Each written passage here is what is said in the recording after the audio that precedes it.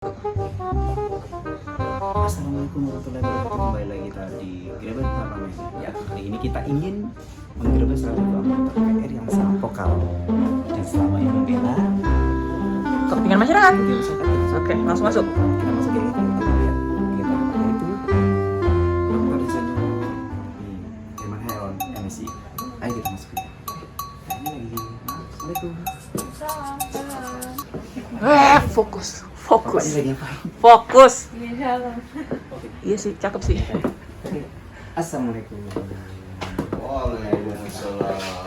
Ya, Kita main langsung aja, biarin aja, cuek aja. Namanya juga Grebek Parlemen. Bapaknya lagi kerja. Aduh. Bapak lagi baca tentang Ini Demokrat. ada fraksi Partai Demokrat. Oh. Didokumentasikan dalam sebuah majalah yang saya kira ini kalau dilihat-lihat Banyak lah ya kinerja. kayaknya sih ada gambar saya juga. Oh, ada gambar Ada saya ya? juga. Pastilah. Ada gambar juga. Bagian dari Oh, publikasi ada juga ini. Ada juga ternyata. Ada juga. DPR Sama harus Om Beni sini kan. fokus ke Fokus. masalah COVID-19. Iya, emang bisa harus kita fokus. Ya nih. Ya, karena COVID ini sampai sekarang kan masih terus meningkat dan terus menghantui kehidupan masyarakat. Jadi ya kalau kitanya tidak mendorong-dorong dan kemudian tidak fokus untuk menangani COVID-19, nanti kita ketinggalan pada waktu take off. Orang lain sudah selesai, negara lain sudah selesai, kita masih COVID, masih belum terkendali. Nanti dari sisi ekonomi kalah dengan negara-negara. Betul, apalagi Bapak juga terkait dengan BUMN komisinya, betul? Oh iya. Ngomong-ngomong nih soal take off nih. Tadi lagi sibuk banget ya ngurusin negara, termasuk mengurusin Partai Demokrat beberapa hari belang ini, beberapa minggu lalu ini ya sempat guncang Ya, sejak akhir Januari, Ya. selama Februari, ya kan? Kemudian Maret, Ya. saya kira masih ada lah dikit-dikit. Kalau sekarang kayaknya sudah selesai ya? Insya Allah, Atau lain-lainnya tidak selesai? Insya Allah, dan seluruh ya secara hukum sudah selesai. Hukum administrasi sudah selesai, masih ada gugatan sedikit lah. Oke. Alhamdulillah, yang penting konsolidasi politik akan selalu ada. Pembicaraan-pembicaraan ke arah yang lebih baik ya Pak ya? Ya, dan ada hikmahnya Iya. Betul. bahwa kita bisa menseleksi mana emas, mana lumpur, nah itu Dan mana yang warna kuning mana itu? orang Iya, baik, iya. mana orang buruk, nah itu kan Ada seleksi alam di situ. seleksi alam. Dan tentu disinilah diuji loyalitas seseorang, kemudian kesetiaan seseorang itu diuji karena dihadapkan pada dua pilihan. Gitu.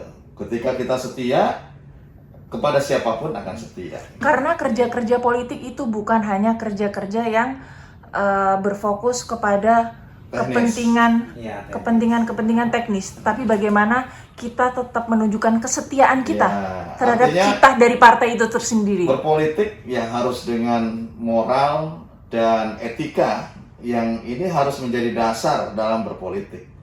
Dan saya diajarkan oleh Pak SBY bagaimana menjaga betul terhadap moral etika berpolitik sehingga sampai kapanpun kita akan menjadi politikus yang dipercaya oleh rakyat karena Iya. politikus itu ya harus mendapatkan kepercayaan rakyat. Dipercaya oleh rakyat dan dipercaya oleh partai politik itu sendiri. Ya, ngomong soal loyalitas dengan tadi juga soal loyalitas, soal setia.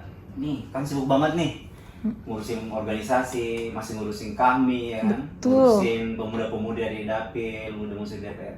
Kira-kira pernah istri kasih komplain? Kok ini anak-anak kita dengan ini? Jadi maksud tuh Maaf nih loyalitas ya, pada istri ya, iya dan dong. keluarga, Iya, betul maksud betul gua betul. kan, Ada ya. waktu nggak sih, Iya, gitu ada kan? waktu nggak sih ya kan? Apalagi tadi baru dampingnya ya. Sering masuk telinga sini, keluar telinga sini. Karena apa? Saya merasa bahwa ketika ada kepentingan organisasi yang tentu ini menjadi bagian tanggung jawab saya, ya saya harus meletakkan dulu kepentingan pribadi. Dan ketika ada kepentingan yang lebih besar, kepentingan negara, juga saya harus meletakkan kepentingan pribadi dan kepentingan organisasi. Ya bayangkan saja, kalau hari ini saya sebagai anggota Komisi 6 DPR RI ngurus masalah perekonomian lah, karena di dalamnya kan triggernya adalah BUMN di era COVID ini. Kemudian pada sisi lain saya juga sebagai anggota badan legislasi. Tahu sendiri, sekarang badan legislasi sekarang itu lebih sibuk daripada komisi. Pak lebih sibuk daripada artis. Rapatnya Beneran banyak deh, disorotin dari 2020 Sampai zaman Ciptaker ya. Saya juga interupsi. Tolong dong Badan Legislasi jangan bersaing dengan komisi gitu. Karena apa? Sebagai alat kelengkapan. Ya. Yang tentu core-nya kita ada di komisi. Tetapi nggak apa-apa, fine. Karena semuanya penting bagi negara. Ya tentu kita tinggal berbagi waktu lah gitu ya. Belum Berbagi waktu lagi- yang tidak ada waktunya lagi loh Pak. Belum lagi saya sebagai kepala BPOKK. Oh iya Di ya. Apa itu? Dewan Pimpinan Partai Oke. Di DPP Partai Demokrat. Demokrat. Jadi saya sebagai kepala badan pembinaan organisasi, kaderisasi, keanggotaan yang bertanggung jawab terhadap seluruh tingkatan. Pak sehari itu ada 24 jam ya Pak. Mohon izin nih, mohon maaf ya. Terus manusia itu tidur 8 jam. Bapak itu dari Komisi 6 nih. Terus balik juga. Bapak juga DPP. aktif di HMI. Kami.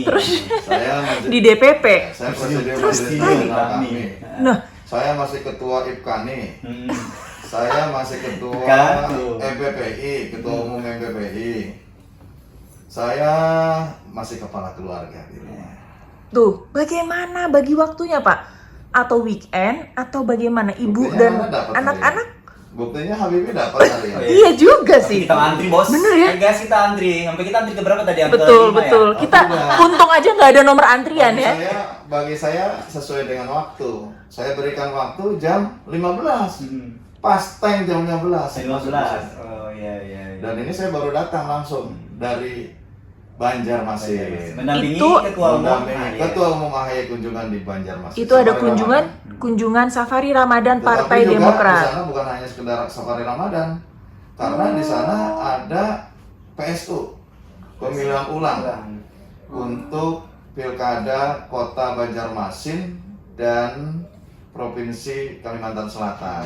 Yang ini tertunda tanggal 28 kota, nanti tanggal 9 Juni untuk provinsi. Jadi konsolidasi kami sampai malam dan lain sebagainya. Ini pulang, saya masih ada pertemuan, nggak buka di rumah hari ini, masih ada pertemuan. Jadi buka puasa tidak bersama keluarga ya di rumah ya. Ya. Tapi Kan ada katanya, kan puasa usah 15 hari. Berapa kali buka puasa sama anak istri di Ah, rumah? tuh. Nah, itu kan? dia. Hari pertama nggak buka puasa bersama. Tuh, guys lihat tuh. Kan Itu biasanya sungguh sabar ya. pertama loh, biasanya pertama tuh harus di rumah loh. Ibu tuh Hari sungguh ketiga sabar saya- banget. Hari kedua hari ini. Hari ketiga saya buka puasa di rumah. Kapan-kapan kita gerebek Ibu Herman Khairon, kita harus wawancara. Ibu gimana caranya biar bisa sabar ya? Gitu. Memang penyabar. Penyabar ya. Tapi penyabar tuh kalau jauh, kalau dekat tidak sabar lagi. Oh, Tapi Jadi sempet nggak? memang selama bulan puasa ini saya juga nggak pernah diam di rumah gitu ya. Selain melaksanakan tugas kedewanan di DPR RI ini, juga melaksanakan tugas kepartaian di Dewan Pimpinan Pusat Partai Demokrat. Dan ya saya kira tugas organisasi juga. iya. Karena ada beberapa juga organisasi mengundang Pimpin, ya? saya untuk hadir ya. Saya di Presidium Majelis Nasional kami juga apabila saya ada kunjungan pasti saya ketemu. Sehingga kalau keluar kota paling cepat tidur saya itu paling cepat jam 12 malam. Paling cepat. Paling cepat ya guys. Bukan jam 10 ya, bukan. Itu gue. Dua Iya. Atau jam 9 gitu ya. Iya. Pak, anak-anak dengan ibu sempat nggak mengatakan bahwa protes gitu atau mereka sudah menyadari bahwa ini memang tugas-tugas politik dari sang suami, dari sang ayah gitu? Saya kira udah terbiasa gitu ya, sudah terbiasa. Memang saya semenjak dilahirkan ke dunia ini, saya itu mungkin hiperaktif gitu ya. Artinya saya sibuk dengan berbagai kegiatan.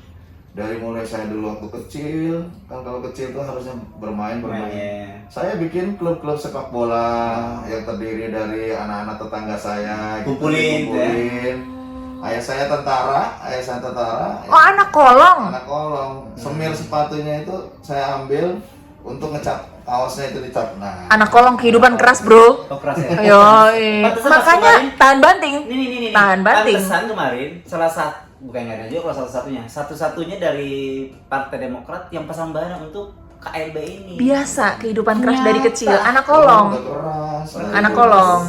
Dan saya pekerja keras. Saya kerja dimanapun, alhamdulillah mendapatkan apresiasi dan tentu bagi saya bekerja itu ya bukan mendapatkan imbalan, tapi yang mendapatkan prestasi. Mendapatkan Itu jauh prestasi. lebih penting, jauh lebih penting daripada saya harus mengejar pendapatan. Saya lebih baik mengejar prestasi dan mengejar penghargaan. Ngobrol-ngobrol nih Pak, mengenai dukungan dari istri, dukungan dari anak. Saya mau menanyakan hal yang sensitif Pak.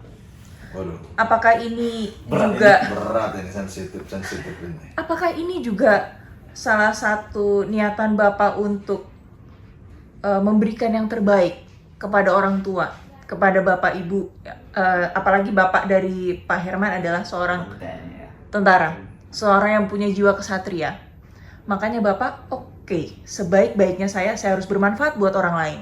Bagaimana untuk bermanfaat dengan orang lain? Saya berkiprah bukan di dunia TNI, tetapi di dunia politik. Oh iya. Nah, Gimana tuh?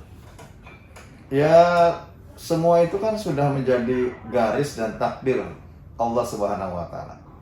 Kita tidak bisa melawan kehendak yang Maha Kuasa. Dan kunci sukses bagaimana manusia untuk bisa menggeluti bidangnya sesuai dengan apa yang menjadi takdirnya. Ya, follow the waters. Kemanapun mengalir ya ikuti saja. Tinggal bagaimana kita memperkuat positioning kita dalam profesi apapun, dalam tugas apapun. Dalam keluarga saya tidak ada yang mengikuti ayah saya menjadi tentara. Tidak ada. Gitu, karena menurut ayah saya ini kan tentara idealis.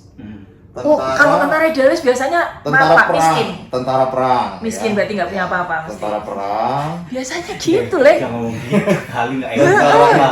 Iya, namanya apa-apa lah. Tapi juga berbisnis. Ayah saya Oh, juga tuh punya kan. punya usaha. Tuh kan punya Sehingga usaha, bukan tidak dari bergantung tentaranya. kepada kekuasaan profesinya sebagai tentara. Tahu benar. Dan bahkan juga kadang-kadang over gitu, sering berbagi dengan teman-temannya yang belum beruntung sebagai berbagi. tentara kepada tentara lainnya. Pada anak buah ya. Iya, itu ngumpul di rumah itu banyak sekali. Tuh, kan? Dan, nah inilah yang kemudian netes. namanya. Turunan. Ya, netes. Berapa bersaudara berapa Pak Herman? Saya 5 bersaudara. Lima bersaudara. 5 bersaudara. Netes lah gitu ya. Kadang-kadang kita kalau punya uang, ada orang yang lebih membutuhkan ya harus dibagi juga. Iya, berbagi. Tangan di atas hebat, tangan di bawah, tangan di bawah. Dan karena kita meyakini bahwa rezeki, jodoh, kekuasaan sekali lagi bahwa itu adalah bagian dari garis yang Maha Kuasa. Yang sudah ada ketetapannya, tinggal kita bagaimana mensyukuri dan kemudian memperkuat eksistensinya dengan kemampuan dan kapasitas kita. Wow. Bicara tentang memperkuat eksistensi dan bicara mengenai eksistensi, Iya. Bapak itu bukan hanya di Komisi 6 by the way. Kok gue sok tahu ya sebagai tukang Iya. kamera ya? Udahlah biarin aja, emang gue sok tahu. Jadi waktu di Komisi 2 mengenai undang-undang pertanahan juga ya Pak. Sekarang di Komisi 6. Bapak pernah di Komisi 7 bukan? Benar. Tuh kan, maaf ya. Tapi nggak boleh tersinggung nih. Bapak itu kayak kuda hitamnya Demokrat ya. Kuda hitam. Kalau Iya. main tuh kuda, bagian kuda. Iya. Gitu. Bisa Punya kekuatan yang ditempatkan dimanapun itu loh. Gue itu kalau gak ada, aku gua ada. Apa lu mau gue ada? Apa lu mau gue bisa Apa jawabnya? lu mau gua bisa. Jadi beruntung ya guys, beruntung Begini. ya dari Itu kenapa sih? memiliki Herman Hairon itu. Ya? Iya, Karena itu kenapa sih? kuda, lu gak ada. Iya, kenapa sih Pak? Bener ya, kuda hitamnya Jadi, Demokrat nih. Buka ya masa gua kuda, gua manusia. Tapi cara pola permainannya gitu loh, Betul, triknya. istilahnya. Kita lihat luar biasa ya Pak Gini. Herman. Iya. Kan saya diberikan penugasan oleh partai pada waktu itu masih Pak SBY yang memiliki otoritas ya semua itu sebagai pimpinan Komisi 4. Itu 8 tahun saya menjadi pimpinan Komisi 4 dan mayoritas hasil undang-undang di Komisi 4 juga ketua panjanya dulu diberikan dari teman-teman kepada saya. Ya tadi saya katakan bahwa ketika Tuhan, ketika Allah Subhanahu wa Ta'ala mentakdirkan saya berada di situ, seoptimal mungkin ya saya harus mempelajarinya. Jadi tidak pernah berhenti untuk belajar dan kemudian bagaimana meramu, meracik sesuatu yang lebih pas dengan situasi dan kondisi di situ. Oleh karenanya saya juga mendapatkan gelar doktor ya ketika saya menjadi pimpinan Komisi 4, Komisi Pertanian, Kelautan Perikanan, Kehutanan dan masalah pangan. Kemudian saya setahun menjadi pimpinan Komisi 7 bidang Betul. pertambangan dan energi. Alhamdulillah. Jadi penguasaan materinya terkait banyak dengan hal yang penguasaan materinya terkait dengan kerakyatan ya, isu-isu kerakyatan sudah hatam sebenarnya. Tinggal Oh iya dong. apa yang belum Dari tercapai. perikanan, kelautan, pertambangan, Semuanya energi, udah. sekarang BUMN, Komisi 2 juga pernah otonomi daerah dan segala macam ya Pak sekarang ya? saya pimpinan Komisi 2 bidang otonomi daerah, pemerintahan dalam negeri, pertanahan. Bahkan saya diberikan amanah oleh teman-teman menjadi ketua Panja. rancangan Rancang undang-undang pertanahan. Oh, bener luar kan biasa. tukang kamera. Dan Tos dulu. diakui. Tos dulu sama tukang kamera. Dan diakui itu bahwa Kementerian ATR BPN itu di era itulah naik Nah, peringkatnya. Karena pemilik mayoritas NKRI ini adalah rakyat. Rakyat. Ending ya? Dan sesungguhnya pembangunan itu adalah menggunakan uang rakyat. Jalan tol nama rakyat tuh kan yang lihat. Otomatis. Tapi kan banyak kebijakan dari pemerintah ini tidak melakukan mungkin secara kayak Bapak tadi kan jalan-jalan ke pasar, kemudian nanti ketika dari pasar Ya, bahas terus undang-undang di DPR. Kalau namanya wakil rakyat tidak pernah melihat kondisi faktual rakyat, apa yang akan menjadi pemikiran dan alasannya itu. pendapatnya? Pantesan Terus, apa yang disampaikan terus, tajam-tajam ya. Makanya yang disampaikan tuh tajam-tajam. Ya, makanya baca buku, gali ilmu, gitu. Banyak-banyaklah melihat kondisi rakyat. Baca Sehingga- buku, gali ilmu, banyak melihat apa yang di lapangan. Sehingga kita mampu berpandangan dan berpendapat terhadap pelaksana penyelenggara pemerintahan ini dengan tepat yang tujuannya adalah untuk bersama-sama dengan rakyat. Untuk mengartikulasikan kepentingan rakyat. Oke. Seperti itu. Ya? Selesai. Cukup. Kamerawan, gimana? Oke. Oke, mungkin Udah. Profesor Sudah cukup kuliah umumnya? Tetapi tidak ada gading yang tak retak. Betul. Sehingga apapun yang dilakukan masih banyak kelemahan. Silakan memberikan pandangan pendapat kepada kami dan insya Allah inilah yang menjadi perjuangan dari saya sebagai anggota DPR RI maupun fraksi Demokrat sebagai partai politik yang saat ini turut untuk membangun bangsa ini. Ya, apa terakhir ada pesan nggak untuk keluarga yang selama ini kami ucapkan terima kasih atau apa yang mendukung perjuangannya? Karena kan Bapak sesukses ini otomatis ada. Mohon maaf kepada istri dan anak-anak. Cuma ada di vlog ini. Ya, Yang lain nggak ada loh. Jadi kita paksa itu minta maaf. Nggak mau ya gitu. yang selama ini tentu waktunya habis untuk berbagi dengan kepentingan bangsa, negara, dan seluruh rakyat Indonesia. Ikhlaskan bahwa selama ini suamimu sedang berjuang Ayammu yang kebaikan dan demi masa depan Indonesia yang lebih baik. Ibu Ratna dengarkan. Ibu Ratna kan benar namanya? Iya. betul. Oh, pasti namanya kameramen saya Bu Ratna. Oke.